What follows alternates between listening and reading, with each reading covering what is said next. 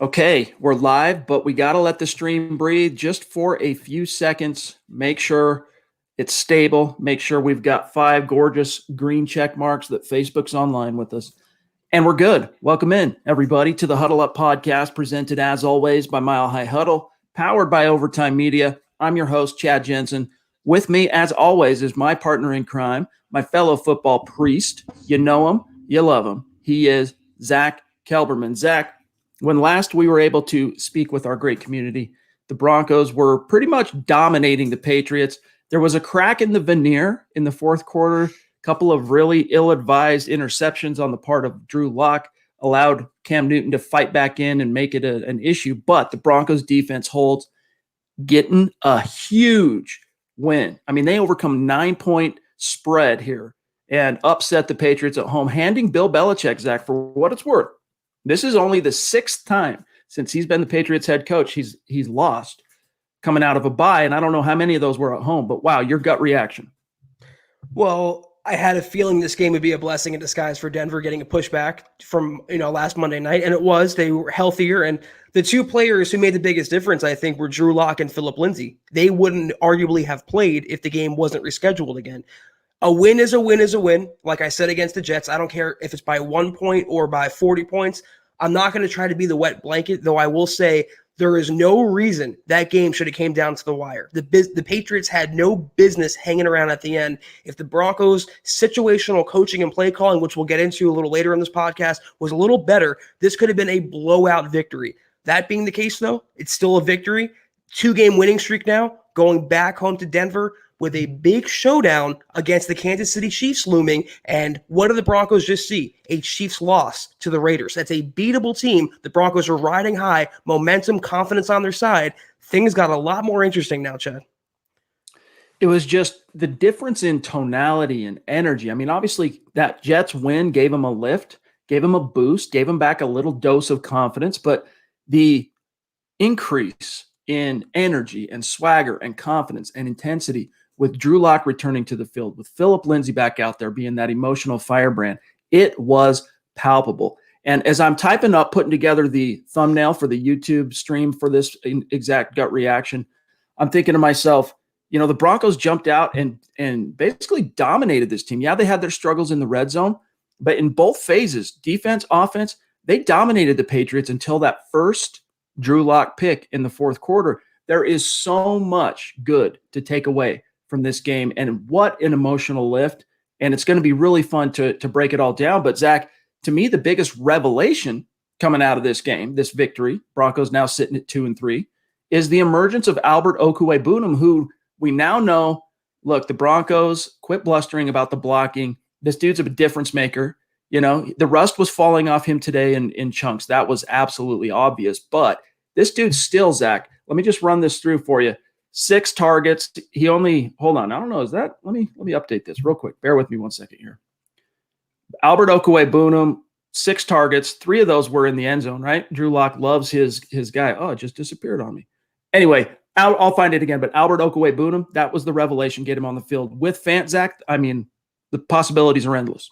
He has to help out Locke by catching that touchdown pass like we talked about. It went through his hands, but that'll come in time, Chad. But what you like to see is the instant chemistry. Even going back to college, there was no guarantee it would translate. And both players actually coming back in cold, finally getting starting caliber opportunities, at least if you're Albert O. I thought he looked really good, and we talked about, it might be a little premature, but that Gronkowski, Aaron Hernandez duo at tight end, it's looking like that way. They're never going to be overly great blockers, but Albert O and Noah Fant as pass-catching weapons in this offense, it almost makes up for losing Courtland Sutton. Almost. But you can never have too many weapons. You can never have too many weapons for a young quarterback like Drew Lock, and the fact that he's utilizing tight ends in a Pat Shurmur system is encouraging. Man, Tim Patrick, 2 of your guys that you've been a ardent supporter of over the last couple of years really showed out today and came in up big time for the Broncos, and Shelby Harris and Tim Patrick. And Tim Patrick gets back-to-back 100-yard receiving games. That's no coincidence. Zach and I, as your football priests, we are not big believers in coincidence. Tim Patrick is coming into his own. He got a hundo with Brett Rippon. He got a hundo with Locke, and he's got a more established chemistry with Locke because they played on that second and third team together last summer in 2019 when Locke was a rookie. So really interesting, Zach, to see both those young guys. I mean, Shelby's not young, but to see both those guys who, they've threatened, they've showed things over the last couple of years at times that they could be real studs. We thought Shelby was going to get paid on the open market. Didn't quite happen. If he stays on this pace, he's going to get paid. And Zach, right now, if I'm the Denver Broncos, I'm figuring out how to get Garrett Bowles signed long-term, and I'm figuring out how to get Shelby Harris signed long-term as well. And I'm also extending an offer to Tim Patrick. I don't even care about the investment. I don't care that Sutton has to be paid in a few years or so. You can never underrate the value of his sure hands, Tim Patrick. You can never underrate the value of his amazing connection and chemistry with Drew Lock. This guy is a restricted free agent in 2021. The Broncos will have Patrick under their control. But even in a good faith gesture, I would try to keep him, I would do my darndest, Chad, to keep him in-house in this offense. You can never have too many Tim Patricks. He is far from a Jag. He is diet Cortland Sutton. And, not having the full, sugar, regular Cortland Sutton on the field, having that backup, having a guy who's almost as good is such a big lift for this offense, especially when Jerry Jeudy's still struggling, Noah Fant's out, Albert O's very new, KJ Hamler's out, to have that guy step up. And by the way, Deshaun Hamilton, can we both agree now, this guy is less than a Jag? He is terrible. Why they continue to waste targets on him, why they continue to roster him, I would cut him and cut Nick Van Nett, two players right now that would make the Broncos better, addition by subtraction. Well said. I mean, Hamilton, both times they went to him on third down in the clutch, no dice. The first one, all right, maybe it was just, broken up or not a great throw, but nevertheless, the second one, man, that would have been the dagger. That was the dagger the Broncos had been looking for all game long. I should say, throughout the second half. That would have been the dagger down the right sideline on 3rd and 10. It was a dime. Shurmur showed a lot of aggression. We'll get more to Shurmur here, but that hit the Locke showed fearlessness going after the number one corner, Stephon Gilmore, who is considered to be the best corner in the league by many. I mean, he's up there. In my opinion, he's top 3 in the league. Locke went after him because Hamilton had a step, and he dropped it, Zach. It was unbelievable. It hit his chest and just squirted out of there. How do you not even get your hands on it? This is the Deshaun Hamilton story. When he's not, not diving for a pass or coming up short or pulling up lame, he's not giving maximum effort. He is not a good receiver, and the Broncos are wasting their time trying to develop him. At this point, I'd flip him for a 2023 conditional 7th round pick. Anything to get Deshaun Hamilton off this roster. All right, guys, we have so much to get to. More reaction, more analysis on this game, plus all of your comments, questions. Zach, the super chats are stacking up hot and heavy. So really quick, we'll go through these matters of business in rapid fire. First, though, we got to bring your attention here to sportsbetting.com. This live stream pod is presented and brought to you by sportsbetting.com because, guys, gambling is now legal in the state of Colorado. Sportsbetting.com is something you have to check out because they give you sharp odds, low juice. They have in-house bookmakers, which means they're not a third-party provider of odds. They're not trying to live off someone else's glory or knowledge. They make their own odds, reduced juice, best prices. You get hassle-free bonuses that you can roll over one time. And then you get 24/7 live support, and it's always a real human being in the United States. But here's the kicker, and this is where you guys really need to pay attention. At sportsbetting.com, you can get a 100% risk-free week of sports betting up to $500. And it's not just one bet, it's all your bets. You can go play for a week.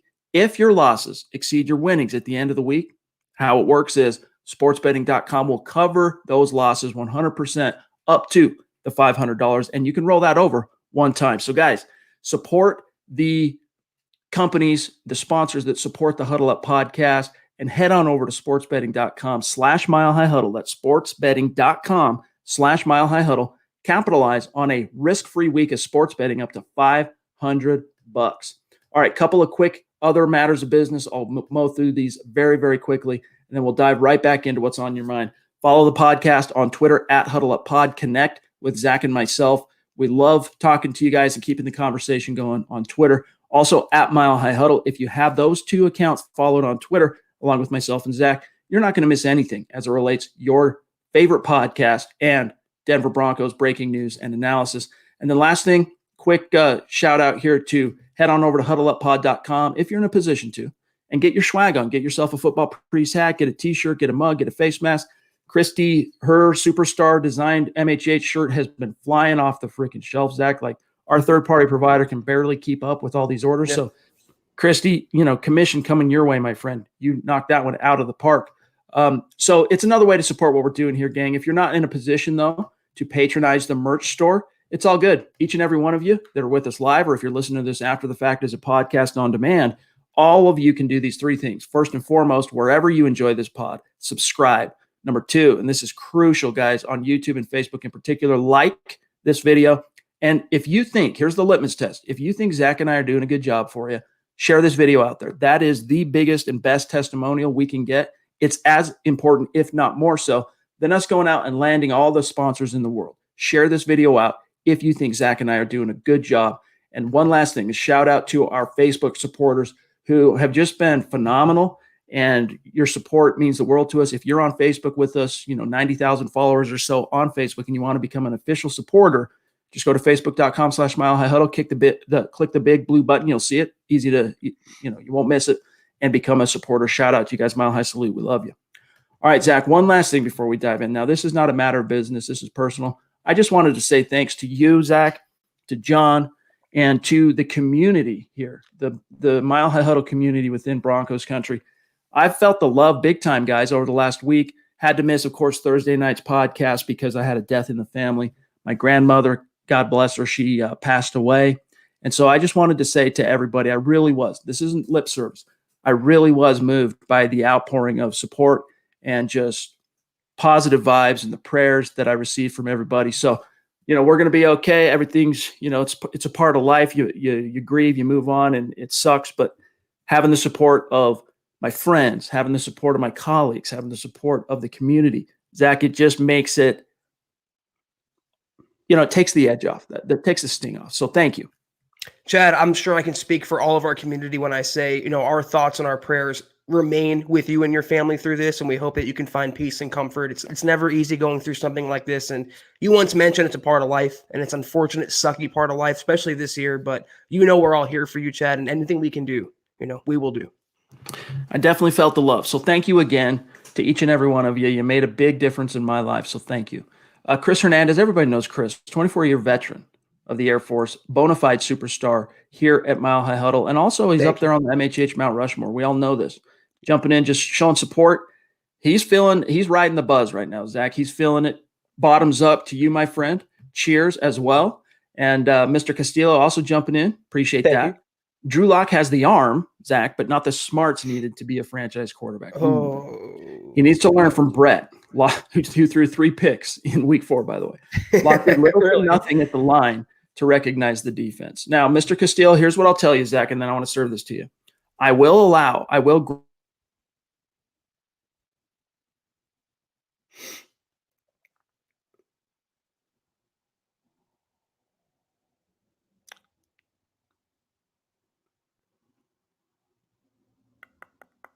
grant to Mr.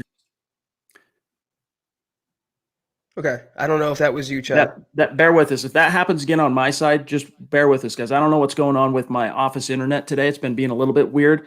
I'm getting good connections over on my side. It's showing me, but it keeps doing this. So, Zach, if this happens again, I'm going to dip out. You keep going and rock it, and then I'll come back on. But what I was going to say is I think Rippon did show in week 4 a lot better command of recognizing the defense and making pre-snap protection calls than what we saw from Locke today. But Zach, despite those 2 picks from Locke today, Broncos fans should be riding high that he came in and beat the New England Patriots after sitting on his thumbs for a month. First of all, let me just say this. Chad and I have been prepping you for the year of Locke, and we didn't mean MVP. We meant this is the ups and downs of having a young quarterback in his first full season, and not just any quarterback, not an Alex Smith, not a Case Keenum, not a Flacco. This is a gunslinger, and gunslingers take chances down the field. They are naturally aggressive. He plays backyard football out there. I can't exonerate him 100%. He's still a young quarterback. Some of the turnovers and decisions he makes are inexcusable and indefensible, but I will hearken back to the coaching. the situational play calling. When you have a quarterback, when there's a bobbled botch snap, you don't drop back to pass. When you throw an interception, you come back on the next series, your first play call should not be a long bomb down the field. I like the aggressiveness by Pat Shurmur, but it was being overly aggressive. And being overly aggressive is the same thing as being underly aggressive. It's comes with the territory of Drew Lock. And again, look at the position he was put in. Coming off the shelf again after 2 weeks, playing a Bill Belichick defense on the road, not having Cortland Sutton, not having Noah Fant, not having KJ Hamler, and he did enough, Chad. If the receivers helped him out, Deshaun Hamilton dropped a touchdown. Albert O dropped a touchdown. If those catches were Jerry Jeudy as well dropped a pass. If those catches were made, we would be talking about Locke as the MVP of this game, who won the game on the strength of his shoulder. I exonerate him a lot more than the coaching and Pat Shurmur. And I said this on Twitter. If the Broncos would have lost this game, it's not an overreaction. I would have fired Pat Shurmur because Locke and the offense and the defense did enough to beat the Patriots, and they did still. But the fact that they almost lost was way more of an indictment on the play calling and the coaching, as it usually is, to me, more so than the quarterbacking. I really don't mean to be contrary here, but I put the onus of the way that unfolded in the fourth quarter more on Locke than I do Pat Shurmur, with the exception of the second pick. You're right, 100%. I agree with you. Absolutely. That first play to settle him down after that, it should have been a run. It really just should have been, all right, settle back in. But I think what you saw there was Drew Lock had been throwing dimes all day long. Outside of that first pick, which was a miscue, he thought that was back shoulder. Patrick ran, he was just running the 9, just going straight. He thought it was back shoulder. That was more of a miscue than a bad decision on Locke's part. The second one was not only a bad decision on Locke's part, it wasn't a great throw into double coverage, and it was a bad decision on the part of the offensive coordinator. But Zach, I loved in the first half how aggressive Pat Shurmur was being with the vertical passing game. And as you just perfectly illustrated, if Albert Okwuegbunam catches that first one, that's a touchdown. The Broncos go up 7-0. If Jeudy catches it, it's 14-0. And then we can go on. You talked about the Hamilton drop and whatnot. It happens. It's part of the game. But you can't drop them in the end zone like that and not have it come back to haunt you at some point. But one thing, what we haven't talked about yet, and we'll grab Mr. Boggins here. Love you, buddy. Thank you for the super chat. He says, commentators hard-nosed, brown-nosing the Pats. They made New England look like a victim. Charge it to the game, dude. Everyone still genuflex to Bill Belichick and the New England Patriots. But Zach, tip of the cap to the kid McManus, who went 6 for 6 today, crushed 2 clutch kicks from 50+. I really tip my cap to him. He just climbed up. If you guys haven't seen it on Twitter, you can go check out my tweets after the pod. But McManus climbed the Bronco record books today after such a phenomenal. I mean, he's the MVP, no doubt. Let me just say this one more thing about the play calling here. I mean, it's one of those situations where if it worked, he would have been the hero, Pat Shurmur, and if it didn't work, he's the GOAT. And it didn't work, and the balls were dropped, and the plays weren't made. But to have that many yards and that many first downs and not get into the end zone, Chad, and to not hit pay dirt and to not put this defense away. And you can even argue that back shoulder throw was a bad call as well. Why call a low percentage play in that situation? Why nothing underneath? Why no screens? Why not enough to keep Drew Lock in rhythm and build his confidence up? That I put on Pat Shurmur. Just like the shovel pass on 4th and 1, the Titans game. That was not an injury. That was not anything but Pat Shurmur making a bad call. Again, it's not 100% Drew Lock is blameless. He's still a young quarterback. He's far from perfect. He's far from a Hall of Famer, but I think the majority of our comments here would agree that the situational coaching on both sides of the ball is still kind of suspect. Yeah, they're still trying to find their groove. And the reason why I pump the brakes on crucifying them too hard is they still haven't played 2 games straight with the same quarterback. Like for Pat Shurmur and Mike Shula, you got to cut them a little bit of slack just because of the fact that, they haven't been able to get into a rhythm yet either as a OC QB's coach duo. And in that sense, I take some pity on them. But that doesn't excuse some of the big time miscues. And I agree with you. There were some struggles on third down. The red zone struggles, need not say more. And then that terrible decision after the first pick to go for the jugular.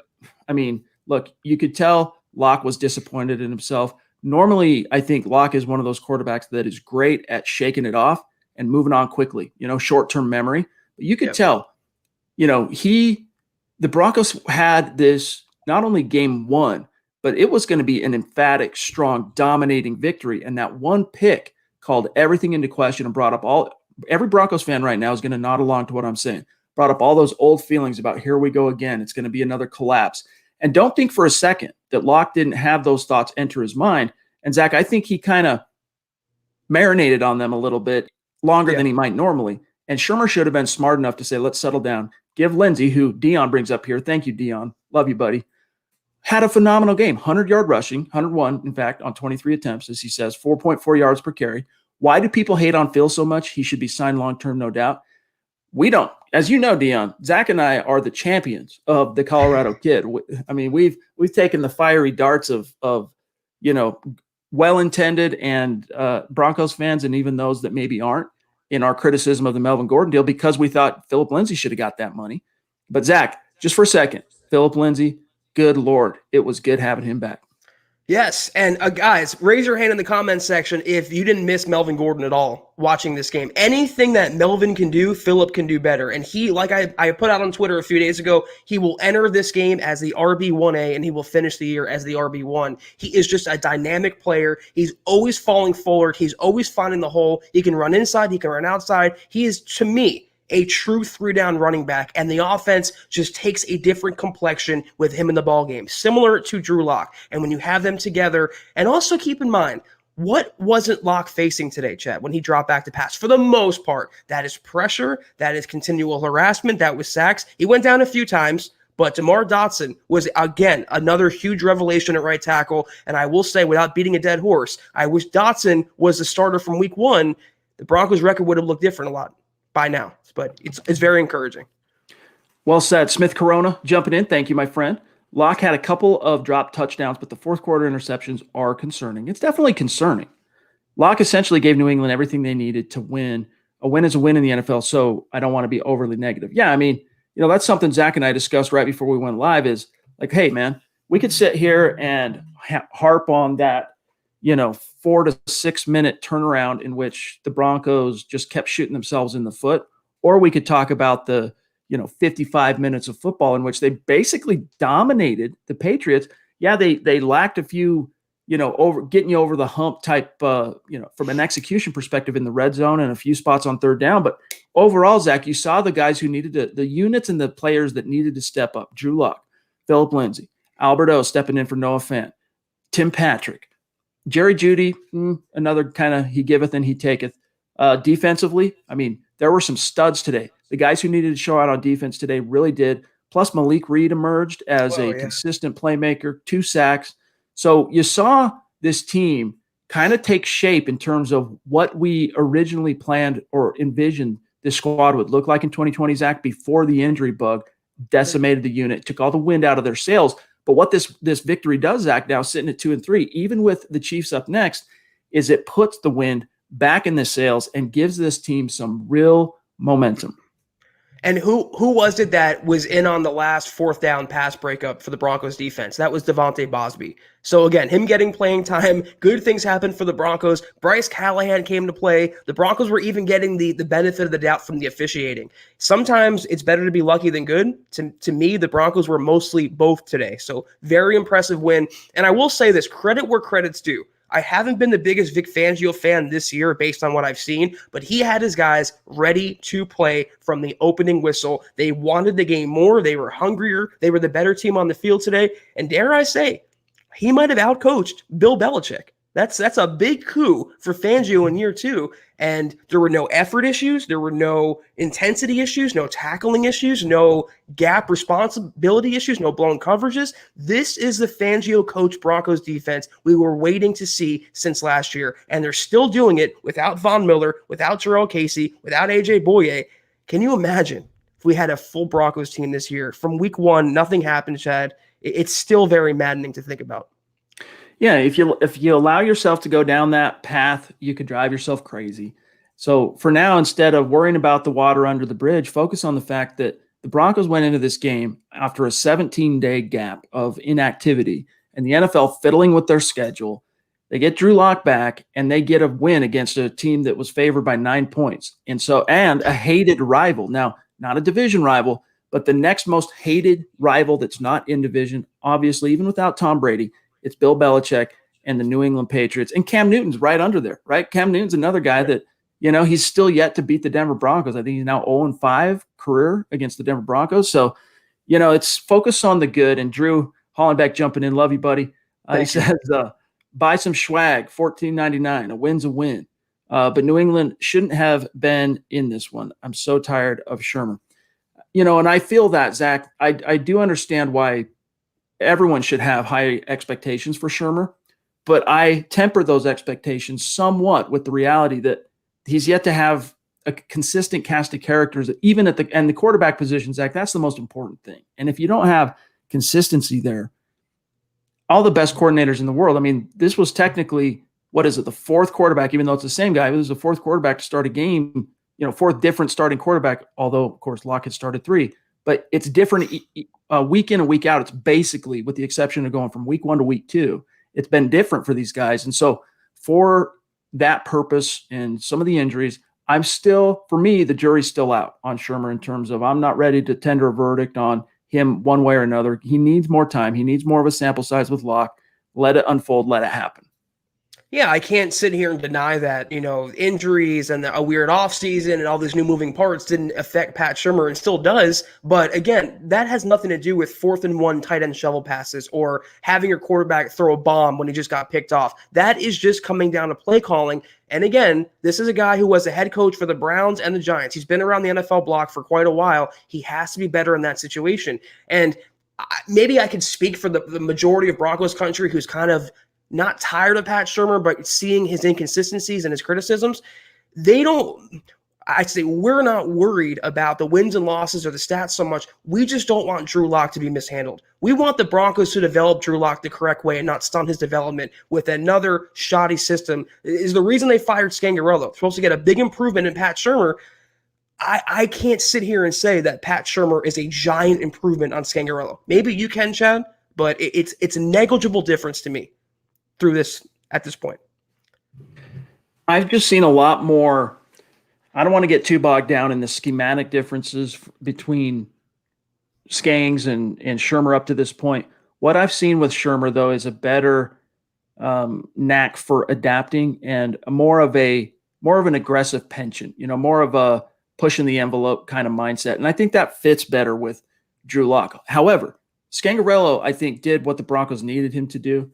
And he developed Locke through that biggest developmental learning curve, going from college to the pros.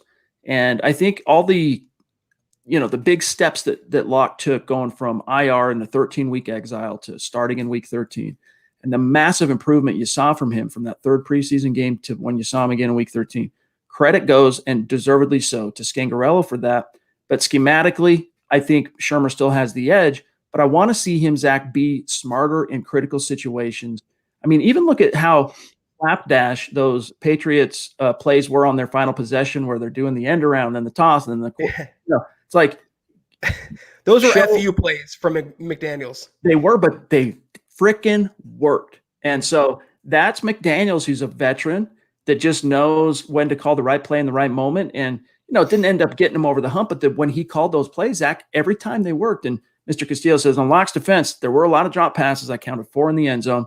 Yeah, and we've touched on that as well. His receivers. And I think, Zach, if you have a few weeks of Locke under center and you allow him to build back up his chemistry and consistency with these guys, you're going to start seeing those drops, get worked out of this thing. You're never going to eliminate them completely because it's part of the game, but not in these critical moments where you're dropping touchdowns, Right. Yeah, it's one thing to drop a 5-yard crosser, but when you're Albert O getting your first significant playing time and Drew Lock delivers a fastball, but a catchable ball, you got to bring it in. And that will come with time. That will come with repetition. It's encouraging, like we talked about. The overarching point here is that Lock and Albert O have a great connection, and that's without Noah Fant in the game. You put them on the same field together, that is mismatch galore.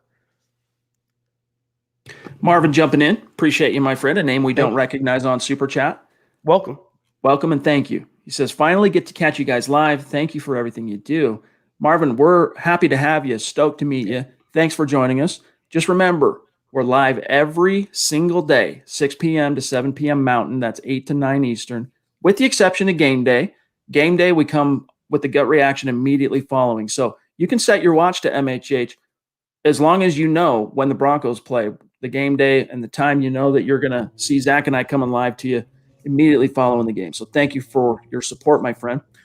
Justin Martin jumping in. Appreciate you, Justin. Thank you. And by the way, Justin, are you on Twitter? Because if you are, reach out, connect with Zach and I. If we're already connected, but I don't recognize your Twitter, let us know who you are so that we can tag you, follow back, and give you some love and shout you out. He says, I loved watching us dominate the entire game. Our defense was stout and Locke was good. Hamilton is garbage, and I wish had at least one. Yeah, he wishes, Locke had at least one touchdown. His numbers, unfortunately, don't look good, Zach, because of the picks. But let's just take away the picks just for a second. He goes 10 of – this is what it would have looked like, 10 of 22 for 189 yards. But because of those 2 picks, his rating drops through the freaking floor, and he ends up sub 50% on his completions. But, Zach, so many of those, as we've already touched on, were drops, and so many of them were low percentage, deeper vertical shots that, frankly, a lot of them should have been caught. Like this should have been, here's how this should have been, Zach. Let me break this down. It should have been more like 14 of 24 for about 250 to 275 yards, 2 touchdowns, 2 picks, and probably a rating that would have been a little bit closer to 80. But that's just not the way the cookie crumbled. Yeah, Locke definitely should have had a better stat line, but he didn't, and the Broncos still won, and that's the most important thing. He got the job done. He made enough plays to put the Broncos in a position to win, and they got the job done. And let me tell you now, you throw away that Steelers game in week 2, Locke has moved to 5-2 as the Broncos starting quarterback. But tell me more about Justin Herbert, who's won as many games as I have as an NFL quarterback. Drew Lock is the player and the quarterback for Denver, not Justin Herbert, not Trevor Lawrence, number 3, and he's here to stay.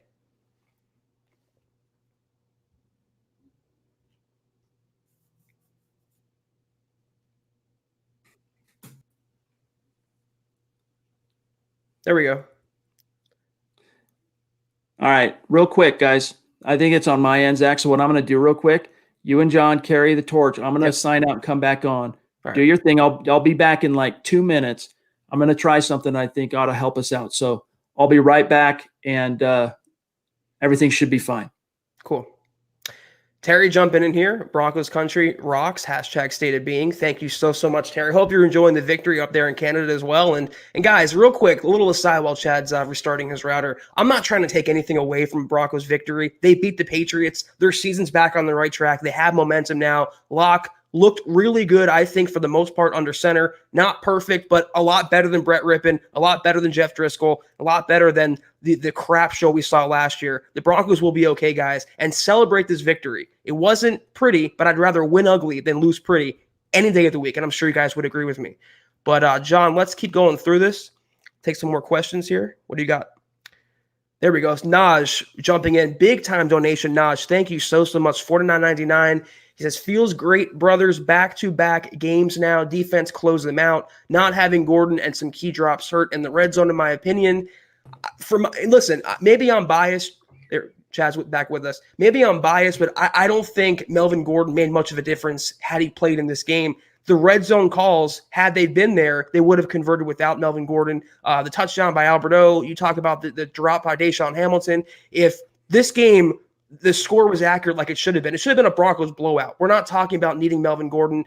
Phillip Lindsay, I think, was fine in his role. They didn't throw too much out of the backfield that I can recall, but he can do, for my money, everything that Gordon can do as well. And he also, and guys, thanks for bearing with me, rolling with the punches. I don't know what's going on with my internet today, but something's going on. So we'll roll with the punches, but Zach will be the constant for us if I continue to have problems. So thanks for rolling with that.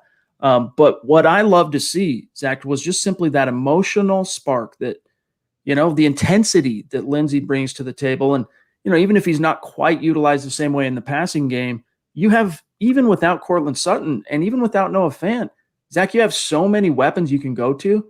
You don't need to throw to the running back out of the backfield constantly. I mean, Right. It's good to have it in your repertoire, so to speak, but you've got, it's an embarrassment of riches. And wow, what a very generous super chat from Naj here, Zach. Let me just say, though, I think it's really encouraging that the Broncos can win against a Bill Belichick team despite these errors, Chad, despite the drop touchdowns, despite the turnovers, despite the shoddy play calling on offense at times. They still emerge victorious, and that's what you want to see. Also, how encouraging was it? Locke got lit up, took a huge hit right on that shoulder, popped right back up. Next play drops a dime right in the bucket. That is a franchise quarterback quality, and that is something Paxton Lynch never even dreamed of accomplishing. Flippin' Booch. Locke is our guy. Hey, man, look, I had more of a reinforcing gut reaction to Locke's performance today that he is the guy, that they're on the right track, than I did from, like, in terms of doubting it because of the interceptions. Zach did a great job earlier in the stream illustrating the fact that those picks and those decisions and living to fight another day and learning how to overcome them, that's part of a young quarterback learning to grow and develop in the NFL. And, you know, even Patrick Mahomes has gone through some of those same, issues in games past, right? And especially in 2019, especially in 2018. But he just is the next level. I mean, we can't put Locke on the same plane as Patrick Mahomes, obviously, at this stage anywhere even close. But every quarterback, Zach, goes through those ups and downs. It's just a matter of, do you learn from them? And the one thing I didn't like, let me just say this, is Locke has shown up to this point a remarkable propensity for recognizing the mistake and not repeating it in game, right? He goes, okay, that was bad. Not going to do that again. This time, though, it was actually 2 throws in a row were picked. However, the first one was a miscue. So you don't know if you put that on Locke. We don't know if the miscue was on Locke's part or if it was on Patrick's part. The second one, though, both he and Shurmur should have been smart enough. But I got the overwhelming feeling coming out of this game, Locke is back. Locke's the guy. Let's go. Yeah, I don't know how any Broncos fan, again, he just piles up victories. It might not always be pretty. It might not always be 500 yards and 4 touchdowns. But again, throwing out that Steelers game where he missed the entire second half, he's 5-2 as the Broncos starting quarterback. He has shown guts and character and leadership and arm talent, everything you guys want to see in a potential franchise quarterback. And it's the closest thing they've had under center since Peyton Manning. All the trials and tribulations, all the failures, all the failed seasons. Why wouldn't any Broncos fan emerge from this game, interceptions or not, thinking, wow, Locke can really be something for the future? Well, and Zach, just the juice, just the swag, dancing on the field before the game, loose, energetic, confident, and then the arm talent. There was that one throw when he was fading to the right, throws across his body, splits 3 defenders, and hits Jerry Jeudy right in the numbers. That was a Mahomes-esque throw. That was a Elway-esque throw because Locke does have that arm talent, and he has so many of the other franchise caliber type of tools, both tangible and intangible. It's just a matter of playing every game and getting enough experience to put it all together. So my message to Broncos country is, as long as Drew Lock stays healthy and remains on the field, I think you're going to continue to see really good things happen for this team, like you saw today. Big Kev jumping in. Big win, baby. Shurmur should have never put Locke in that second interception situation, which I don't disagree with. That was a bad decision on Shurmur's part schematically. But I think Locke would like the aggressiveness versus being conservative. I think that's the style of his play calling, or that's the style of his game in the play calling matches. And listen, I'm not a Pat Shurmur fan per se, but if he plays to Drew Lock's strengths, I'm okay with that. Jason Ingalls jumping in with an extremely generous and also symbolic super chat. Thank you, Jason. Appreciate that, J-Bone. Malik Reed, baby. Local to me in Nevada. He's a University of Nevada guy. Really glad to see him come through today with some big-time sacks. Drew didn't play great, but thanks to the D, we get the win. Let's hope Drew can clean up the interceptions moving forward. Hashtag state of being. Zach, one of the things that was most encouraging to me about the Malik Reed sacks is they came in key moments. Yes. When Broncos needed to be opportunistic and needed to be predatory. That's when Malik Reed showed up in force. Yeah, someone liked not having Jerry Attachu to worry about in today's game. And Malik, that's the thing. That's what made him be on the Broncos roster as an undrafted free agent. The Broncos saw something in him, and he took over the game. And it just seems like it's the Cam Newton bugaboo against Denver. Whatever pass rusher is back there, Bradley Chubb, Von Miller, Malik Reed, he always gets to the quarterback, or if Cam Newton's always going down. Let me just tack on, Chad, 1 point to Drew Lock. This is the only criticism that I have. To be fair, he cannot keep locking on to the first read. No pun intended. That's A big bone to pick with Locke is that he kind of fades back in the pocket. He waits for his guys to open up. But if he has that first read he's going to, or if he has the guy he wants to throw to, it's a preconceived notion in his mind. He doesn't even scan the field sometimes. He has to be better in that situation. There were multiple instances where the Patriots either dropped a pick or were right there to be in position for a pick. Could have had more than 2. But, if that's the worst thing for him right now, Chad, he's in a much better situation than I think most expected. And he's been inactive for a couple of weeks. Right. I mean, almost a month in real time. So we knew there was going to be some rust, both on his part individually and then just overall the offense kind of fully sinking. But they still managed to be extremely productive and really take it to the New England Patriots for all but about 5 minutes of the 60-minute game. Carlos jumping in. Love you, buddy. Los chingamos. Love the dub. The defense balled out, and that they did. We're going to talk more about the defense. Also, BNS jumping in with a $2 super. Love you, bro. He says, I'll take it. Go Broncos. And Zach, that was my biggest message. That remains my biggest message to fans who might still feel a little unsatisfied because it was such an emphatic, dominating win that then it kind of crumbled into they held on for dear life and managed to survive type feeling. Focus on the fact that your team, who was completely discounted, 9-point underdogs, goes into a place that is historically very, very hostile to any team coming out of a bye, and they got the win. Focus on all those good things. And also, Zach, regardless of who was at fault for the way they kind of started losing control, the fact that they regained it and managed to hold on and win, teams and players learned so much about themselves through that time. And it just is so confidence building for them. It's a building block that they can stack on top of moving forward. Put it this way, the 2018 Broncos with Vance Joseph would have lost that game 19-18. The pre-Lock Broncos of last year would have blown that game 19-18. Great point you made, Chad. They can battle back from adversity. That's what you want to see from Locke as well. Coming off a 2-game absence with a bum throwing shoulder, taking some hits, overcoming interceptions, and still having the mental fortitude to hang in there and deliver the Broncos a win. And that goes to Vic Fangio as well. Great job having the Broncos prepared. Great defensive play calling for the most part. The secondary was phenomenal today. You don't get bonus points for winning by 40, 50 points. A win is a win is a win in the NFL. And again, I'll say it. I'd rather win ugly than lose pretty any day of the week. Hey, the bottom line is the Broncos are 2-3 now. I mean, 2-3. So, latch onto that. Hold on to that. Justin Ansell jumping in. Appreciate you, my friend. Albert O and Noah Fant are going to be scary. Let's go. Need touchdowns in the red zone. Yeah, that's just simply something that's a kink the Broncos, Zach, are going to have to iron out sooner rather than later. But now that you hopefully have consistency at quarterback, I think that's going to happen sooner than later, even though, of course, the Broncos are going to be drawing here an extremely hostile and difficult matchup. But at least this one's at home. It's in the thin air of Mile High.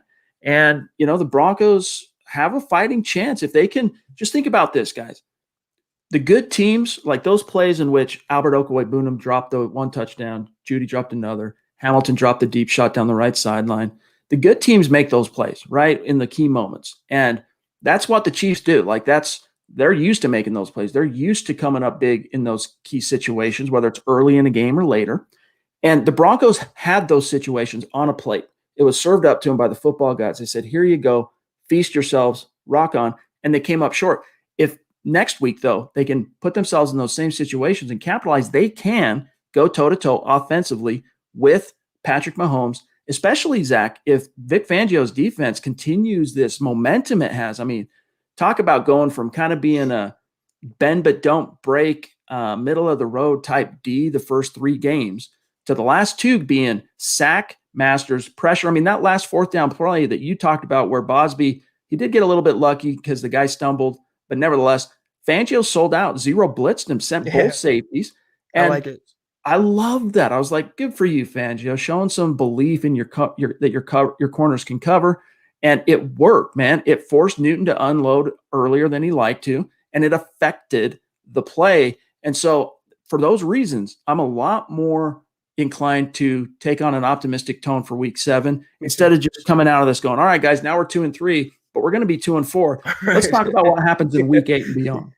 Exactly. Yeah, I'm not predicting a win for the Broncos necessarily. I haven't even looked ahead to the Chiefs game just yet. It's going to be tough with Le'Veon Bell and Mahomes and all the rest. But I will say this: if the Broncos play this level of defense and they can just have a little more consistency on offense, by consistency I mean catching touchdown passes, catching balls that come right to you, they can go back to Denver and really upset the Kansas City Chiefs. Again, not saying it can happen, or I'm not saying it will happen, but based on the way the Broncos played today, I thought after the Jets game, if they walked into the Patriots like that, they're going to get blown out. If they walked into the Chiefs like that, they would get blown out. But this was a different Broncos team today, Chad. Night and day different than what we saw anytime at any point this season. They play like that again against Kansas City, and the offense just could hold on to a touchdown pass. You're talking about a potential 3-game winning streak. And by then, if they upset the Chiefs, their confidence is going to be through the freaking roof. And they are going to be a tough team to beat based on how they feel about themselves alone. Coming off a primetime victory, they beat the Jets, going into Gillette Stadium after 2 reschedules, beat them, dominated them. They didn't just beat them. They dominated New England from start to finish. You can talk about the final 2 minutes. That game was a dominant, no doubt about it, Broncos victory. They do it again against Kansas City. This is going to be a very dangerous team who no one will want to face. Man, I just imagine all that momentum and the cool things this team could do with it if they can find a way to go 3-0 on these last 3 games, or I should say coming out week 4, week 5, week 4, week 6, week 7. They can get 3 wins in a row in that stretch, man. They're going to be cooking with grease here. Hey, Big John Mortensen jumping in, one of our superstars, showing us some love. Over-the-road truck driver, keeping that supply chain moving for us out here in the US of A. Love you, John. Really appreciate you, dog. Pobby, everyone knows Pobby. She is considered and called by this community the princess of Mile High Huddle, and we love her. Pobby, you are so great, and the way you support us and the way you just the impact you make in our community is phenomenal, and it means a lot to us. And by the way, when you get your new shirt, we want to see that that selfie. We'll get it out there and put it on MHH social. So let us know when you get that. I'm guessing you get it tomorrow, by the way. She says, yay, we won. Great team win. At work, though, didn't get to watch the game, but glad to get the win. Go Broncos. Man, when you do finally probably get to sit down and watch that one, you're going to be excited. I mean, you're hearing a lot of the analysis after the fact, kind of how things shook out there. But, man, Zach, think about it. The Broncos were 9-point dogs, and, they were discounted by the odds makers, by the NFL at large. I don't recall what your pick was now that I think about it for this game, but I predicted a win. I went out on a limb, and I predicted a win. I think you did too. I can't remember. Do you remember what your pick was? I predicted a close Broncos loss because I didn't know at that point what the game was going to be. It was still for the Monday night game, and I thought no way Locke would play, and he wouldn't have. And if he didn't, the Broncos, I think, would have lost. But I had a Broncos loss, I'm not going to lie. I thought it'd be a hard-fought, close game, but 9-point underdogs. I have 3 words to that. Let them hate. Yep, and don't forget your 3s in place of the E's in that hashtag. Tom El Greco jumping in up in Canada, north of the 49th parallel. We love you, buddy. And if you're on Twitter, Tom, reach out and let us know what your handle is so we can connect and shout you out. He says, Hamilton and Pat Shurmur got to go. Brutal calls at the end. Can't blame Locke for 3 or 4 drop passes, 2 of which were for touchdowns. I can get there with you on Hamilton, Tom, but for me, it's way too early to say Shurmur needs to go. Hamilton, though, Zach, what utility, since we know it's within the realm of the plausible, no one's getting rid of Pat Shurmur right now. So, put that off to the side. Hamilton, though, what if that were Tyree Cleveland running that route? Does he make the catch? Does he make a difference? Hamilton made a difference in the negative, but could Tyree Cleveland have actually been there and made the play for your team and thus been the dagger and thus been the difference? That's what the Broncos have to ask themselves coming out of this game, because Hamilton, in my book, I'm with you, Tom and Zach, who's mentioned this earlier in the show, Deshaun Hamilton has come up small every single time this year. Chad, you could have made that catch down the sideline. I mean, it literally, there was separation and hit him in the chest and bounced off him. He didn't get his hands on it. I knew it coming out of Penn State. A lot of Broncos fans had high hopes for him. He was always so unimpressive on tape to me. He does nothing overly well. He's a master of none. And at this point, I'll play Spencer, I'll play Cleveland, I'll play anyone over Deshaun Hamilton, who, like Nick Van Ent, hurts the Broncos by virtue of him just being on the roster. He is that bad of a player. All right, we got two supers here. One from Mike's, both from Mike. Appreciate you, Mike. Thank you, and Mike. Zach, it's not a name that we're familiar with on Super Chat, so thank you and welcome, my friend. Make sure you reach out on Twitter. I'm excited for the future when we have Fant, especially when Sutton comes back. So, he's talking 2021. Sutton would have eaten up those dimes, and that I absolutely agree with. And then this other super from earlier, he says, the drops and picks scared me. But the realization that Sutton and Fant, mainly Sutton, would not have dropped those TD dimes. Love the pot. Thank you, Mike. Thank you. Yeah, I mean, the Broncos are trying to make chicken salad out of chicken you-know-what, to quote my football priest partner here. And they're trying to get by without, arguably their two best receiving weapons in Sutton and Fant. Sutton for the season, Fant for at least this game. Hopefully he's back next. And so tip your cap to the fact that Albert O, the rust fell off in chunks for him today. He made a few really big plays, and he affected the game. Like the Patriots had to rethink their entire coverage scheme and their strategy because of Shurmur and Locke going after Okwuegbunam in those aggressive ways early on.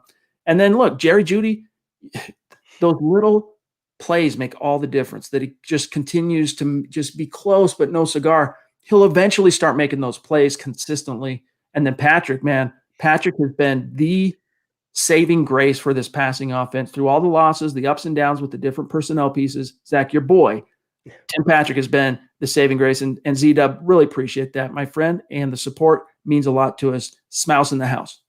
Yeah, when I was reading that comment, I was thinking to myself, Sutton wouldn't have dropped it, but Tim Patrick wouldn't have either. His sure hands are such a major asset for a young offense and a young quarterback. And I mentioned it earlier. He's a restricted free agent next offseason. I would lock him down with a multi-year contract. I know bigger fish to fry elsewhere, but if the Broncos had 22 Tim Patricks, they'd be much better off. I'm a huge fan of his game, Chad. Let's grab D-Dub, longtime Super Chat superstar and MHH Mount Rushmore member. Love you, buddy. Really appreciate you, Dale. Here's what he says. It cuts it off the complete question here or comment, but I'm going to read it here. He says, Locke had 2 interceptions, which stuck out on the stat sheet, but he threaded a number of throws that should have been big plays. The only thing I didn't like in this game is not getting Jeudy involved. The defense played big. McManus, of course, gets the game ball. Agree with that 100%, those last few points. And in the defense of Shurmur and Locke, Jeudy was targeted 5 times. He was the third most targeted guy on the offense. Patrick, 8 targets, 4 catches, 100 yards, 101. Okwuegbunam, 6 targets, 2 catches, 45 yards. Jeudy, 5 targets, 2 receptions, 32 yards. And one of those, Zach, minimum, one of those should have been a touchdown. So we would be looking at his 5th consecutive game over 50 yards, and he would have had a touchdown if he catches that. Now, it wasn't a gimme play. It would have been a tougher catch because you're in the corner of the right end zone and you're catching over your shoulder like this with tight coverage in the end zone. It's not something a normal average human can do, but that's not what Jerry Jeudy is. Jerry Jeudy is supposed to be an elite wide receiver, or at least an elite wide receiver prospect, and he needs to start coming up with those plays. And we saw that he's capable of it. He did it against the Jets last week. He mossed that defensive back, and it was very unlike Jerry Jeudy, but that's what we thought was a sign of things to come. And again, a lot of Broncos country is fixating on these interceptions that Drew Lock threw, and for good reason for the most part. But he should have had a touchdown to Albert O. He should have had a touchdown, or at least a long gainer to Deshaun Hamilton. You talk about the Jeudy drop. He should have had at least 2 touchdowns in this game, well over 300 yards. And then if those 2 things happen, we're talking about Locke again as the MVP of this game, and not talking about him like they won in spite of him, Chad. It's completely incorrect. Let me tell you this, guys. Drew Lock, if Drew Lock doesn't start this game and bring that swag and that arm talent and the dimes he was dropping, especially in the first half, man. His first throw was a dime. Yes, dude. And even in the third quarter, he was strong as well. It was the fourth quarter kind of unraveling over the course of 2 plays. But if it's not Drew Lock under center, I really don't think the Broncos come out with that spark and that intensity. And I think the Patriots, maybe they still managed to win this game because the Patriots were very flat. You could tell they hadn't practiced much. They were very clunky and whatnot. Maybe you still eke out a win with Rippon, but I doubt it. So Locke he might not have been the MVP of this game in terms of performance, but he was definitely crucial to this team upsetting the Patriots at home. Jess jumping in. Love you, buddy. Appreciate the super. And he says, hey, man, get some wide receivers that make plays. Thanks for the win, defense. Hey, don't discount Tim Patrick, though. Timmy P has been clutch. It's nice to see you come around, Chad. It warms my soul to see you talk about Tim Patrick so complimentary. They have a boatload of wide receivers, but they're not performing all on the same page. They're not all synced up just yet. And not having your big fish out there, not having Cortland Sutton out there, not having KJ Hamler out there, not having Noah Fant out there, those are three huge difference makers in this offense. Put them on the field, we're talking about a different story. But even so, again, like Chad just mentioned, Tim Patrick, Jerry Jeudy can make the play like as he's demonstrated. Albert O look good. Noah Fant is coming back. Lindsay's back. Melvin Gordon's coming back, more than likely. They still have many weapons on this offense, and with Locke at the controls, the sky is the limit. Jason jumping back in again. Appreciate that. He says, why isn't Cleveland on the field instead of Hamilton? Put Patrick and Cleveland outside with Jeudy in the slot. Nevada Broncos fan. Hashtag Nevada Broncos fan. Yeah, I mean, that's what I'm saying is, coming out of this game, Zach, this is where the coaches, I think Hamilton was Zach Izzani, the wide receivers coach of the Broncos. Now, I don't know this for a fact, but my hunch is he was the champion pounding the table for Deshaun Hamilton in the 4th round back in 2018. And I think that he's been his champion basically all this time. And he's unfortunately Izzani, because the coordinators rely on what the position coaches are telling them, and oftentimes rely on the position coaches for the snap rotation in game.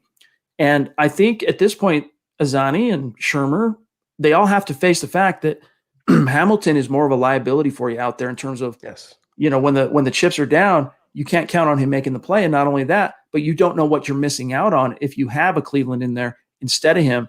So, we'll see what happens coming out of this game, but I think that's definitely something they need to look at hard. You have to recognize that he's a detriment, just like you had to recognize Elijah Wilkinson's a detriment. So you hit on the 2 points that I was going to make. One is coaching. That's the obvious thing. They don't get the better player in the game. It comes down to coaching and also draft status. Deshaun Hamilton was a 4th-round draft pick. Tyree Cleveland was not. I think the Broncos, like they usually do, they're trying to squeeze any remaining value out of a fairly high-round draft pick so he doesn't go down as a bust. And then at some point, it's diminishing returns because he's hurting the offense with his drop passes. He's costing the Broncos points and yards. I'd rather play any receiver on this offense. Bring back Fred Brown. Let him play over Deshaun Hamilton at this point. He brings nothing to the table. Let's grab this super from Mark Langley. Everybody knows Mark. Bonafide superstar. Bonafide MHH Mount Rushmore member. Always great to have you in the stream, my friend. He says, what's up, my guys? Ugly win, but that's all that matters. Locke will get better. Despite the 2 interceptions, the defense did great on the road. I miss you guys. I miss you guys. You all take care. Thanks, my friend. We miss you too. And I know life is, the grind keeps you away from being in every single live stream. I know you're listening to every pod, can't be in every single live stream. But to his point, let's just talk about the defense for a little bit here. Vic Fangio, I think, has found his groove with this collection of players. And Michael Ojemudia, I think, continues to be impressive. I mean, he's not like flashy, but you don't necessarily need your corners to be flashy. You need them to be solid. Bryce Callahan gets his first pick as a Bronco. You saw Justin Simmons make a play today. He wasn't an obvious, I shouldn't say liability because I don't want to be hyperbolic here, but he didn't seem lost out there. Kareem Jackson made a bunch of huge hits. It was a great defensive collective performance. And Jerry, one of our Facebook supporters, love you, buddy. He says, wow, still feeling the win. Will be in the morning too. Amen, my friend. But some of the performances individually they got out of this defense, including Chubb, including Harris. I mean, it was great to see big Deshaun Williams, as we talked about at halftime, getting that pick. I mean, that's one of the most encouraging developments out of these last 2 weeks that should give fans encouragement that this team can contend with anybody, regardless of Patrick Mahomes, regardless of on the road, at home, wherever, because you got Locke back and your defense is starting to click.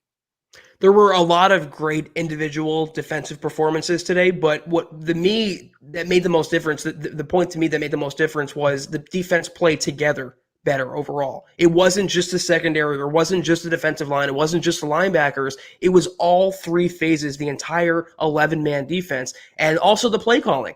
I got to give Vic Fangio credit. He blitzed when he should have blitzed. He played coverage when he should have played coverage. And Callahan looked good. Justin Simmons had his best game of the year, which isn't saying much. Kareem Jackson was like a knife out there in run support. And Ojemudia, What I like about him, Chad, is he gets his head around. He can locate the football and he keeps the play in front of him. So my biggest worry was him being a Langley or an Isaac Adam. He is neither. So already he's a better prospect overall. He might blossom into a really high upside cornerback 2 for the Broncos. But Bosby's getting more playing time, and you're starting to see, again, we both made this point individually and collectively, they're starting to be the Broncos defense we thought we would see going into this season, even without Von Miller, even without AJ Boye. The talent they have, and combine that with good coaching and good play calling, you see what happens here. So the Broncos defense, I have very few complaints, Chad. They played phenomenally well today. And the thing is, man, all things are possible when you have your quarterback. Things just come together when you have your quarterback. And by the way, Big John jumping in again. Offense did good. Just got to get in the end zone. Really appreciate you, my friend. Terry up there, north of the 49th parallel, the original OG MHH, north of the 49th parallel member here. Love you, bro. Broncos country rocks, hashtag state of being. I think state of being came from, that was born out of Terry's passion up there north of the 49th parallel in Canada. And then BNS, Money McManus, huge weapon. Aloha from Maui. Zach, I have been critical of McManus at times these last 2 years. Me too. But I got to just put that to the side. And these last couple games in particular, give the man his credit. He's been a rock. He's been a weapon. He's been more than just a rock. He's been a weapon. And that was on display today. Yeah, I was not very, I wasn't crazy about the contract the Broncos gave McManus before the season, made him the 4th highest paid kicker, but based on today, he's worth every penny. And he's quickly going back to being McMoney. And that's what you have to have, because when you have a field goal kicker of that magnitude, he's a weapon. He's not just a player. He's not just part of the team. He can win or lose games on his leg. So McManus is back to being the old McManus, and it can only help out the Broncos having that weapon on the third side of the ball. WE jumping in, superstar. Love you, buddy. Thank I you. am really pleased with Ojemudia's play, especially for a rookie corner, clearly our best rookie at the moment. Crow on the menu for our boy, Zach. I don't think Zach was ever like overtly critical about Ojemudia, not that I can recall. But Zach, here's what I'll say is, when the pick was made, in fact, I remember what our message to fans was back in late April when the Ojemudia was the 3rd round pick was, hey man, this is a guy who I think could low-key threaten to be a starter as a rookie. And, injuries kind of dictated that more so, but not really. He went out and won a job in training camp. He was a starter basically out of the gates, and he's just been really solid, really solid. And as he continues to get the speed of the game down and learn how NFL offenses attack and all that stuff, some of those plays where he gets his head around at the last second and breaks it up or whatever, pretty soon he's going to get that head around a lot quicker and start picking off some of those passes. And you'll see, and that's how corners develop, as they learn and understand the way the game is played, the way NFL quarterbacks and receivers and coordinators are trying to attack them. Over time, it builds up, and pretty soon they start using that to their advantage. And I think as this season continues to unfold, that's the one huge difference between an Ojemudia and a Brandon Langley busted 3rd round pick, Isaac Adam busted 3rd round pick, is that he's got the talent, but he's also got it between the ears. And I think that's going to continue to pay dividends, because I've been impressed with him as well. I thought this question was about Bowles or Melvin Gordon. I'm not eating crow on Michael O because I never bashed him that much. I just criticized his lack of interceptions and missing that ball against Pittsburgh. Him not being, I think, the best Broncos cornerback when Bosby needed to have more playing time. And I think most agree Bosby is a great cornerback for the system. I wasn't wild about the Michael O pick when it was made, but my biggest worry was him not being a Yadam, him not being a Langley, and he proved to me today at least that he's not that. So he's far from my biggest worry, far from it. All right, Zach, we have crossed the 1 hour mark, but we have so many supers stacked up, and you guys know what our policy is on this show. We leave no superstar behind. So these remaining supers, we're going to get to we're going to cover some ground here. We're going to get to some content, some analysis, but we got a rapid fire, and we might not be able to let our hair down as completely as we might normally, but we're going to get to each and every one of you rapid fire. So let's start with Martin here, who says, and thank you, Martin, Drew has 10 games left to play. I'm going to wait and see before I make bold claims about his game. Wait a minute. 2 and 3, 16 minus 5, 11 games left to play, unless I'm incorrect here. Unless my math's off. He's basically still a rookie because of this offseason. So, yeah, you can't make any bold claims at this point, even in the positive. Let Drew continue to do his thing. Look at the impact. Look at the difference he made being on the field today. Even on an emotional plane, it was palpable. Yeah, I mean, I'm not saying he is a franchise quarterback, but I'm not saying he's not a franchise quarterback either. That's definitely the case, and that's the question the Broncos have to answer between now and January. Is Drew Lock the guy going forward? And based on what we saw today, the answer is a lot more yes than it is no, at least for me. He has franchise quarterback qualities, and you saw that on display. You saw what happens to the entire Broncos team, not just the offense, when Locke is under center. So yes, he has 11 more games to audition to be the guy for the future. He's not being crowned just yet. He's not being carved for his bust just yet, but he's not a bust either. We don't know what we have in him, but based on what we saw today, Chad, it's definitely more encouraging than discouraging. I still remain 100% confident that the Broncos, they believe they have their guy. You just need to see him on the field more. If he stays on the field, everything else is going to take care of itself, and those questions are going to get answered in the affirmative. That is my firm belief. Eddie Vasquez jumping in. Love you, buddy. Thank you. He says, a lot of drop passes, but Locke was decent, minus the non-clutch picks. Lindsay was premium. And lastly, the defense was solid. Thanks, Chad and Zach. Hashtag Denver Broncos for live hashtag win. And then he also had this one, Zach, to say, shout out to McManus, number 8. So really appreciate that. And then let's also grab Dave Darlington jumping in. Cali Dave, big-time superstar. He says, I'm working today, but kept up with the game on Gamecast. We'll have to watch it after work to evaluate. Lindsay looked good, I think. Hashtag Broncos forever. He looked like a man on a mission. I mean, there were a couple of plays where he almost broke it for even bigger. But his impact, I mean, imagine this game. And I mean, he carried it, 18 times, 23 times, Judas Priest. Imagine this, the tonality and the complexion of this game if Melvin Gordon is sick with strep throat and there's no Phillip Lindsay on the field. Goodness gracious. 23 carries. That sounds like a RB1 workload to me. It sounds like a 3-down workload to me. And the times where he was corralled in the backfield, there was a lot of, crappy blocking. Glasgow, I want to just make this note real quick. He's still struggling out there. I had high hopes for him coming into the season, but he has not impressed me at all, and I can't blame it on his ankle injury any longer. So if they can get the interior shored up, also Dalton Reisner got hurt. Hopefully he's okay. If they can get the interior shored up, Phillip Lindsay will be breaking those big gainers and those long touchdowns like Chad we've predicted since the day Melvin Gordon was signed. Yep.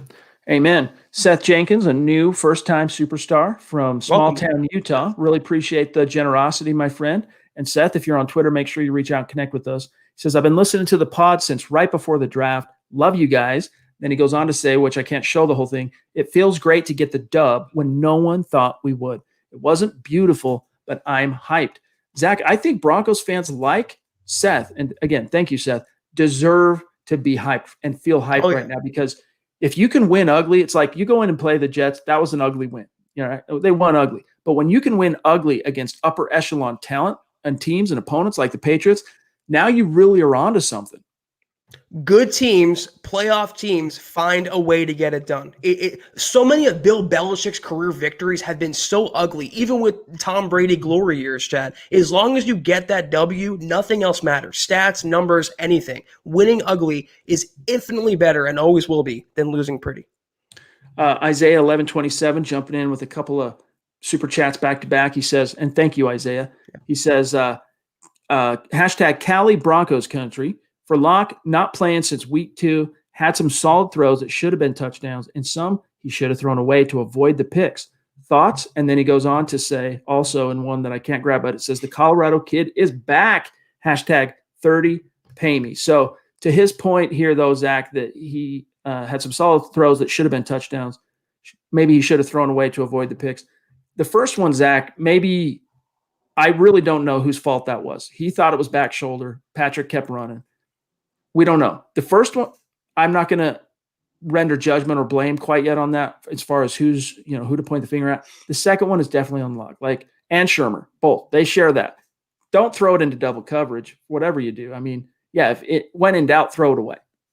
Right, yeah. You can nitpick about the first interception. Maybe if he recognized the route is not there, or if he ran the wrong route, he should have thrown it away. But the second one, he was following marching orders. They dialed up a long pass, Pat Shurmur did, and he threw it out there. I'm not crucifying Drew Lock for the second pick. The first one, maybe. The second one, definitely not. I think you're right. Following marching orders, that's a good way to put it. Let's grab James Moss jumping in. First pick was a miscue. Second, if Patrick doesn't trip, it's incomplete. Yeah, ifs and buts were candy and nuts. We all would have a Merry Christmas, right?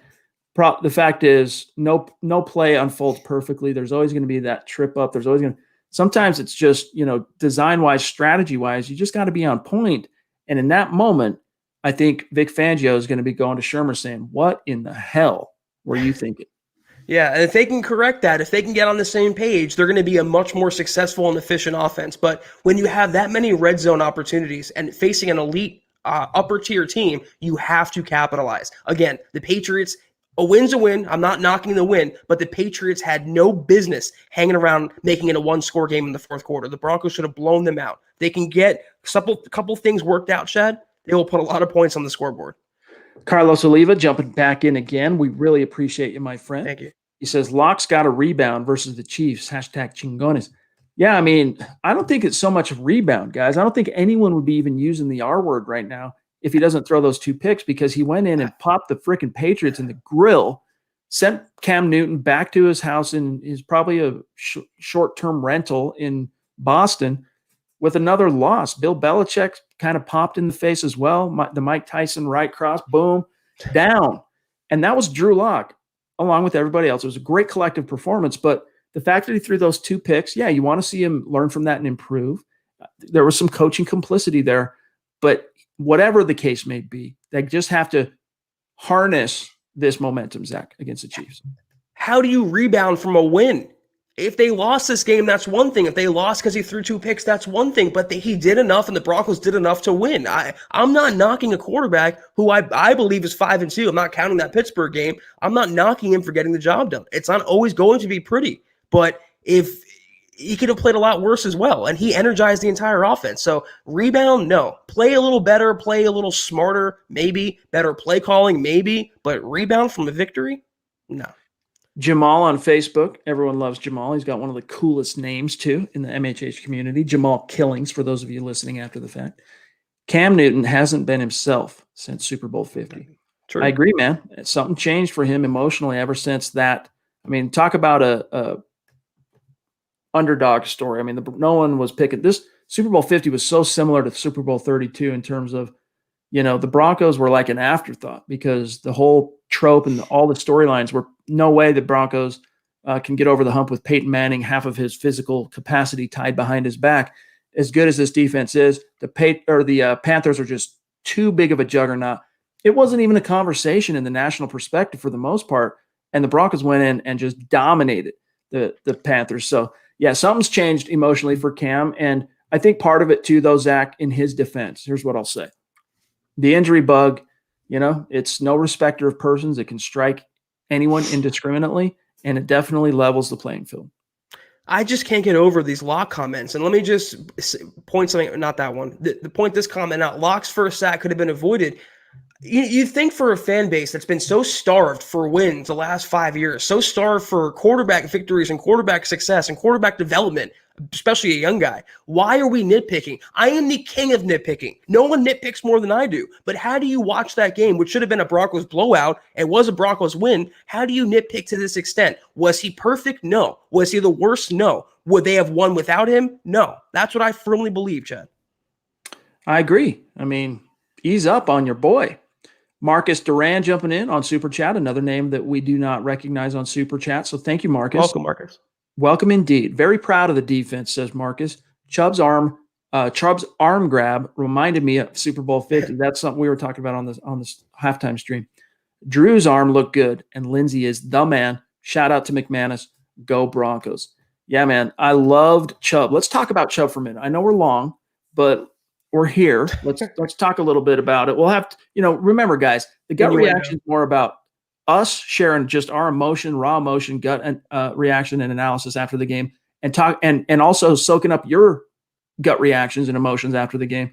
Monday is when we kind of circle back and dive down into more analysis. But let's just for a second.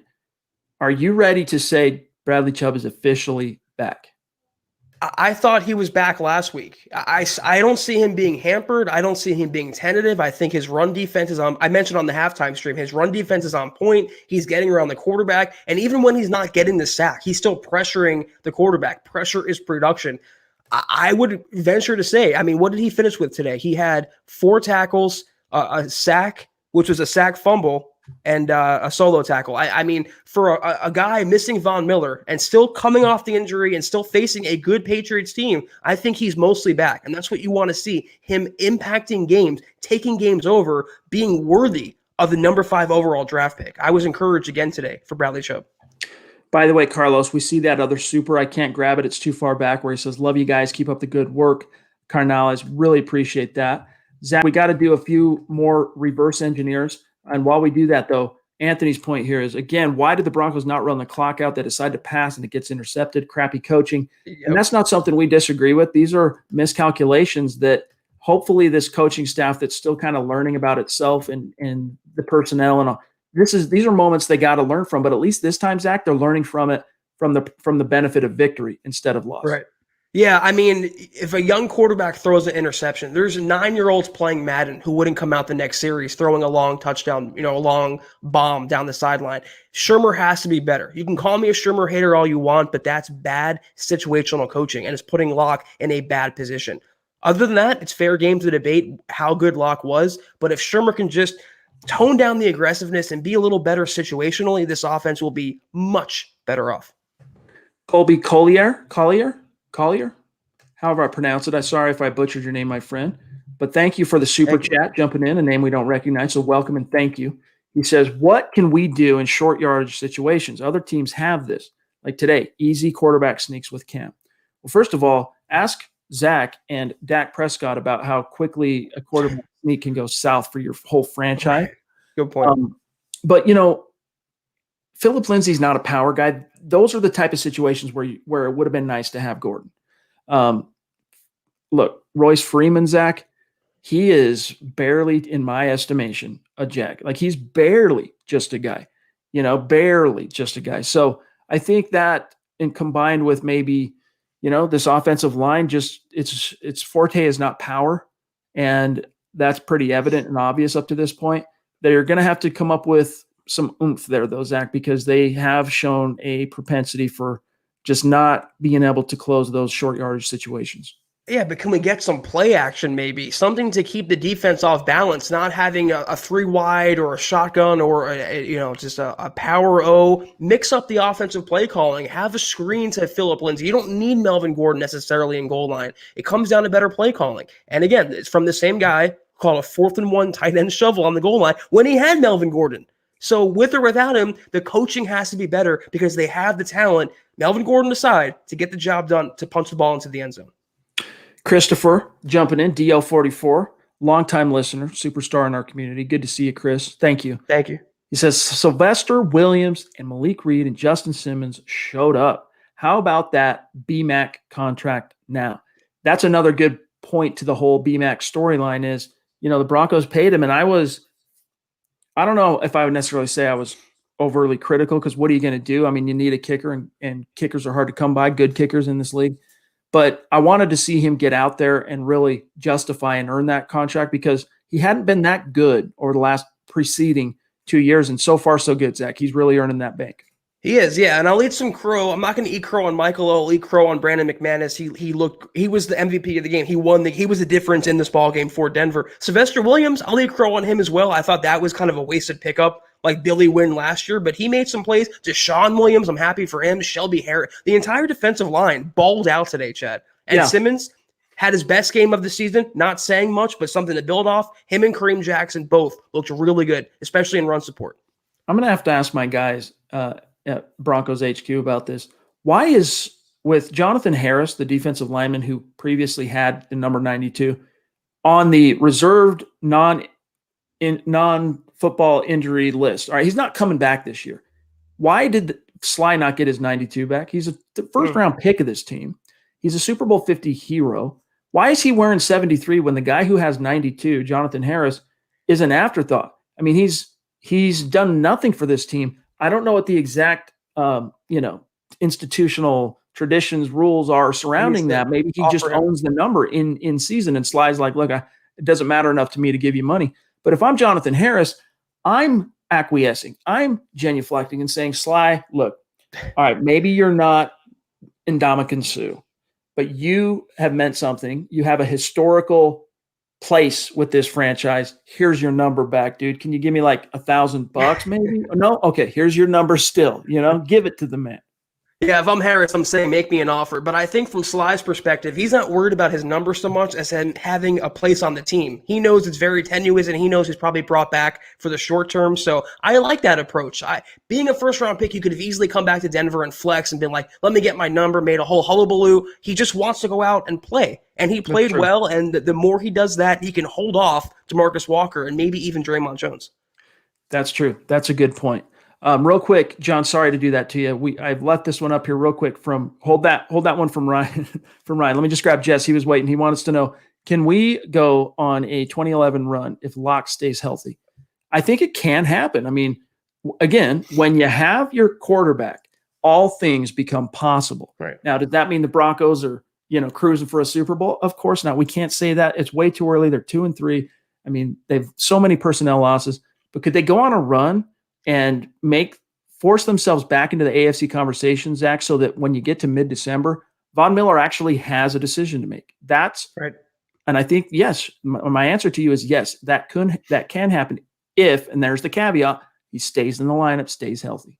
Will it happen, Chad? If we had crystal balls, we wouldn't be doing this podcast right now. But can it happen? Yeah, anything can happen in the NFL. Could the Broncos beat the Patriots? Yeah, that was possible. No one gave them a shot, but that's the NFL. Any given Sunday. It's more than a movie. It's more than a cliche. It's really the way of life for football. I will say this. The defense, if they play like they did today, they're good enough for the most part. If the offense can just convert field goals to touchdowns, they can compete with anyone in the NFL, the Chiefs included. That's my answer to you. Will it happen? I don't know. Can it happen? Absolutely. If they play like they played today and just increase their offensive production a little bit, they will be tough to beat for any team. All right, just a few more guys, and then Zach and I have to dip on out for today. Ryan Steinauer jumping in. Thank you, my friend. Thank you. Really appreciate the super chat. Make sure you connect with us on Twitter. I love Locke, but he needs to learn to go for the first down, not the touchdown. I'm not sure if that was the play call, though. Yeah, and that's one of the things when you're second guess upon the first viewing on the TV broadcast. Even when you watch the All-22, in most cases, I think you can infer what the intention and ultimate objective of a play is just by watching the All-22. But even then, sometimes you're not sure what the main what the coach basically in the headset is telling Locke, like, hey, don't forget to do this and keep an eye out for this if you see this coverage or this guy does or whatever. We don't know. But in the case of Drew Lock today, Zach, I think his vertical penchant, like his aggressiveness, I think that was a message from on high. I think his coaches said, let's put the pedal to the metal. And because I think Bill Belichick probably went into this game thinking, here's a team struggling, 1-3, quarterback turnover, Locke coming back off injury. Like they're going to dink and dunk and try and just kind of control the game as best they can, stay in it and hope to have a shot at the end. But instead what happened was Drew Lock came out straight up going for the jugular. And I think that was a coaching decision on par with just his own hunger and wanting to get back into the conversation as a quarterback and stop being an afterthought and silence the doubters. But you learn from that. You go, look, I took that shot because he was open. It was a lower percentage, but I missed the guy underneath that would have moved the chains. I'll take it even a step further. I think the Broncos going out of their way to be aggressive, which they were today, came down not from Pat Shurmur. That came from Vic Fangio, the same guy who wanted to be Belichick and literally modeled his practice reports and the quarterback situation, everything leading up to this game. He wanted to give Belichick a taste of his own medicine. And he must have figured Belichick knew the Broncos were going to come in, try to run the ball, maybe play horizontal east and west offense, and they took the opposite approach. I love it a lot. I like aggressiveness. I like north-south football, but there's a balance. There's a happy medium in some situations, and a lot of it was play calling, not 100% either way, but that second pick, that lock through, that was dialed up. That was called to be a long pass. You can't put that on him for making that throw. Maybe the first pick, he saw the wrong route. He identified another read. That's on lock. But you have to follow marching orders when you're a young quarterback. You can't freelance. You can't ad-lib. So it's getting, like Chad mentioned, a great point. They haven't had any time to get together, Shurmur. Now with a quarterback for more than one game in a row. So when you get that down, when you get the rhythm and you start to know each other's nuances and their strengths, those will be completed passes. And when they're not, they won't be picks either. Well said. Naj jumping in. Imagine how good this team can be if they consistently score in the 20s. Yeah, and it's coming, man. They were so close to being well into the 20s today. 2 plays, and it would have been a complete difference maker. Jess, are we OG if we've been around since the 24/7 sports days? Yes, you are, my friend. OGG.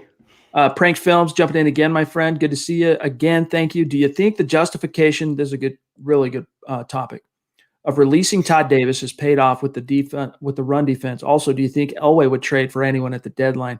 For anyone, I don't know. I know Eric Trickle is dropping an article that should come out later this evening with some different trade scenarios, so look out for that.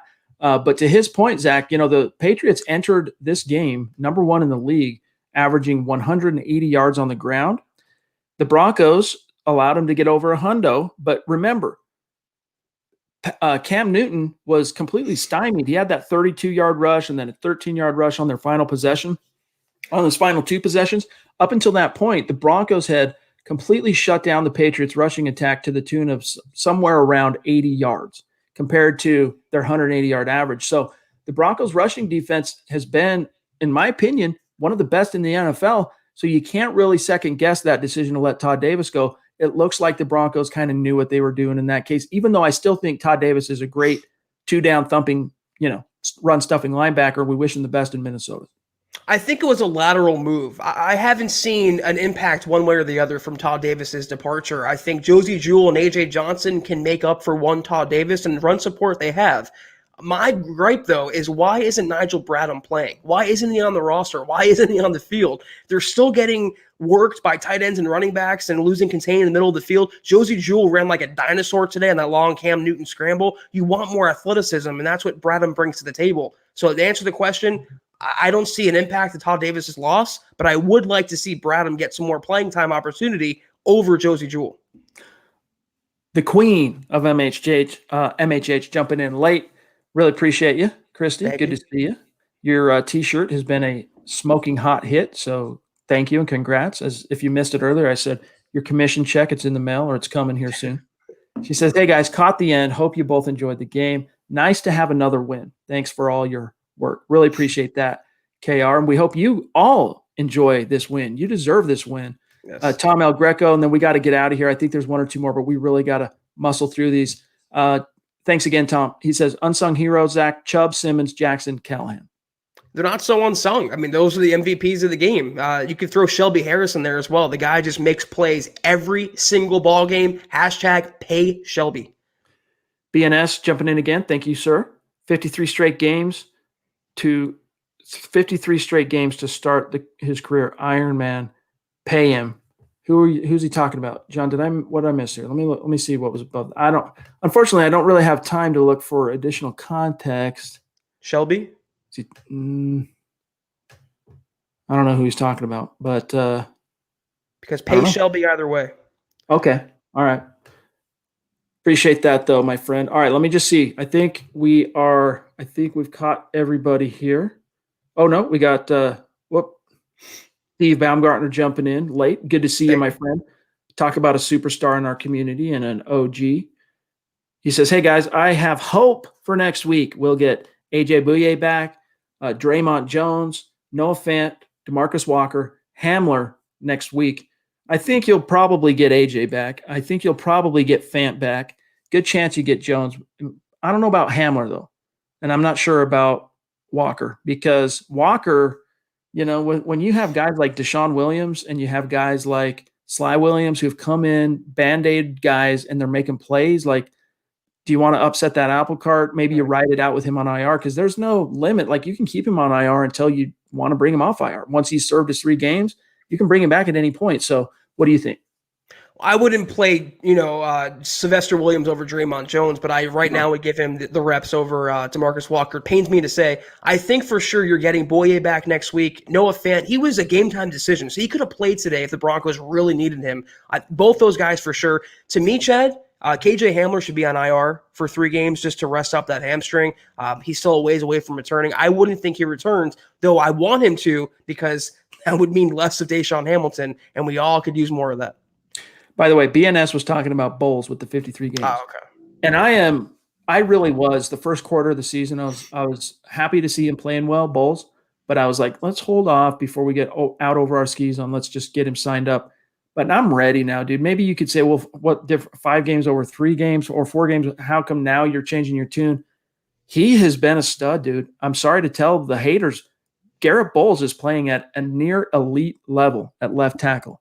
And it's just great to see that all the long suffering and patience and pain that the fans and the team went through dealing with his learning curve finally is paid off, because he's up there, dude. And if the Broncos don't pay him, all that pain, Zach, and suffering that they went through and frustration and the first round pick, and it's all for naught. So I hope they do. And Yeager, by the way, he says, hey guys, thanks for the Lowcast app. That was from Albert Knoppers, by the way, one of our superstars and Facebook supporters. That was his suggestion. It's a great for streaming.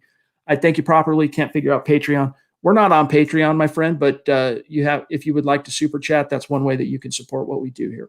All right, Zach, anything else before we dip out of here? I will say on Garrett Bowles, I'd rather the Broncos, if they're going to pay him, do it now and not wait till March, where his value can go up and he can take visits with other teams. Get him done now. The Broncos will be saving some money in the long term.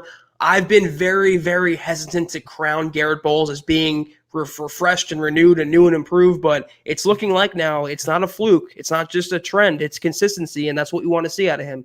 So if the Broncos are going to pay him, do it now. Amen. All right, guys, follow the follow the podcast on Twitter at HuddleUpPod. Follow the main account at Mile High Huddle. My partner, Zack Kelberman, as you can see, at Kelberman NFL, myself at Chad N. Jensen, and then also our producer, John Cronenberg, on Twitter at John K. MHH. Check out the merch store when you get some time, if you're in a position to. And do not forget to like this video before you bounce on out of here. And again, guys, the biggest testimonial is if you like what we're doing here, you think we're doing well, we're doing a good job, share this out there, man. Share it out. It really helps. It's just as important to us as landing sponsors. So please do that. And then one last thing before we dip out, shout out to George Vandermark. Everyone knows him as Geo Wright. He's been dealing with the bug that shall go unmentioned. He's on the recovering end of that, but it had some effects on him that have just been really tough. So thoughts and prayers go out to George. Everyone knows George, a superstar in our community. But we'll be back, excuse me, guys, tomorrow night, 6 p.m. Mountain, 8 p.m. Eastern, to analyze the aftermath and kind of pick up the pieces. We'll see by then what some of the talking points have been from the players and coaches after the game, and have some time to really focus our analysis. But Zach, big win. Fans should be riding high right now. Forget the 2 picks. The Broncos should be riding high right now. And you got momentum going into a tough game against the Chiefs. So, my friend, have a great start to your week.